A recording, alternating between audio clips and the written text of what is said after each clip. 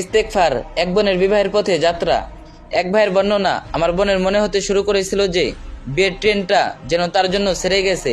বিয়ের কথা উঠলেই সে দিন দিন আরো হতাশ হয়ে পড়ছিল। তবে আল্লাহর হিদায়েতে আমি তাকে ইস্তেগফারের গভীর ফজিলতের কথা জানাই। আমি তাকে উৎসাহ দেই নিয়মিত তওবা ও ক্ষমা প্রার্থনার মাধ্যমে কিভাবে অসংখ্য মানুষ প্রশান্তি ও পুণ্য লাভ করেছে এবং কিভাবে তারা আল্লাহর সেই ওয়াদা বাস্তবে রেখেছে, সন্তান ও বিবাহের নিয়ামত লাভ করেছে। এসব ঘটনা পড়তে আমি তাকে বোঝাই যে ইস্তেগফার গুনাহের কারণে বন্ধ হয়ে যাওয়া দরজাগুলো খুলে দেয়, আর যারা আন্তরিকভাবে আল্লাহর কাছে ক্ষমা চায় আল্লাহ তাদেরকে প্রাচুর্য, রিজিক এবং নেক সন্তান দান করেন।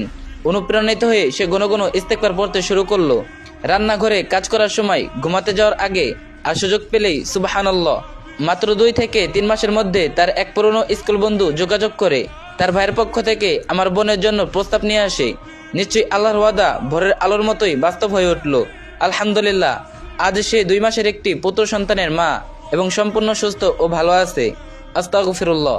এই ভিডিওটি ভালো লাগলে অবশ্যই অন্য একজনের সাথে শেয়ার করবেন, আর যে যত পারেন কপি লিঙ্ক করে দিন।